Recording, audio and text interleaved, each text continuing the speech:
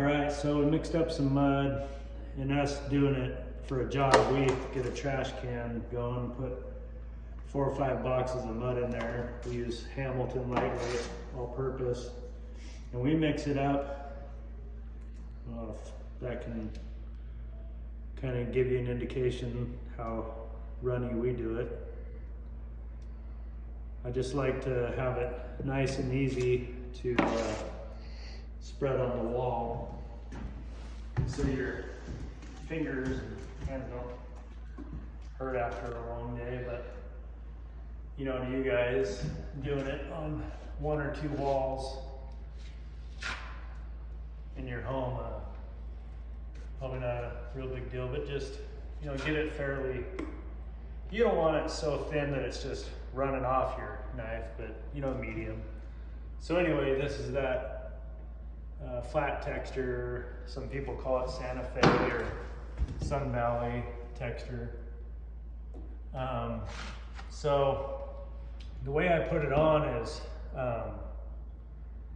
you know, you get about that amount.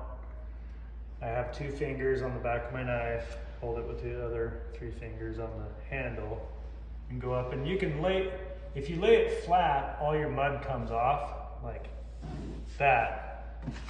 But if you tip the edge of your knife in and then kind of roll it flat later, it kind of skips it down the wall. And you don't have to feel pressured in going, you know, very far. You can go like a foot at a time, as long as you're skipping it. That's the idea. So whichever way you skip it, go back across it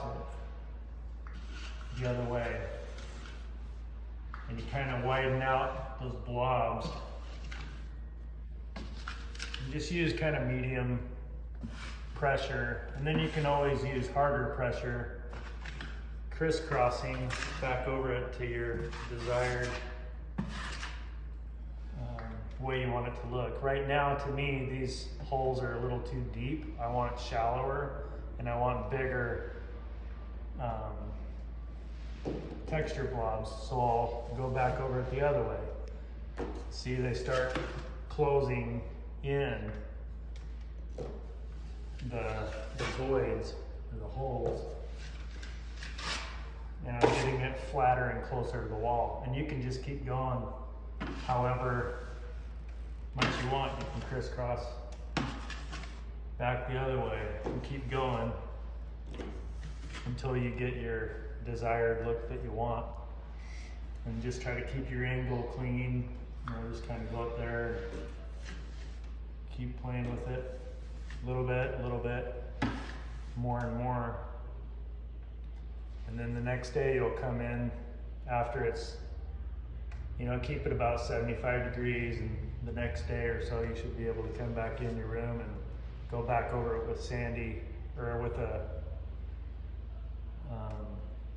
fine grit sandpaper, and sand out your lap marks from your knife, and also in the holes it kind of curls, so you just kind of go over it and it smooths right out. So you can go over your orange peel or any type of texture you have in your room, and it's only going to be showing in those little holes, which isn't very much. I mean, the majority is going to be your big flat blobs that you're putting on. So a lot of people like that. I've had a couple of neighbors and friends and family have me go over their orange peel walls with this.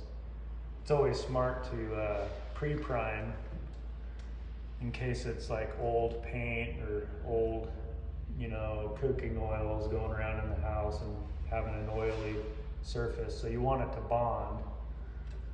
But anyway, yeah, so you can do it on new sheetrock or existing sheetrock. And then, because a lot of people want to repaint, but they kind of like the idea of retexturing also. So anyway, this is the texture that's really caught on out in the west for the last 15, 20 years or more. And so, yeah, people really like it.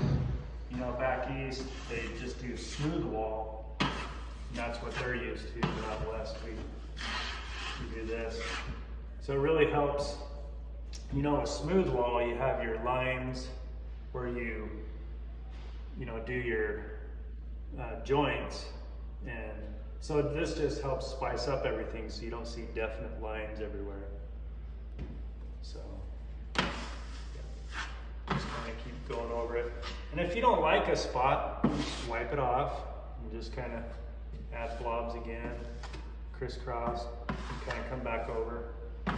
So you always want to start like over on, you know, dry sheetrock or your painted surface and wipe in and leave off. You never leave a dig mark. Never start mark like that. You never do that. So you always go over to an edge like an angle or side of the window and pull in and leave off, because these are much easier to sand rather than a dig mark where you gotta fill that in with mud the next day or sand it somehow. But anyway.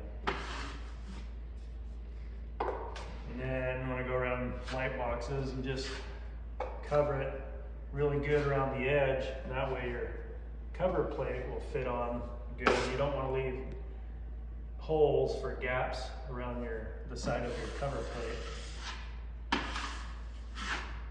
And you'll just sand around there and make it nice and smooth. You know, you can do a lot of this if you're just doing one wall with a sand block or a sand pole. Just use the smoother side of your sand block, because sometimes they come with a gritty side or a not so much gritty side. So.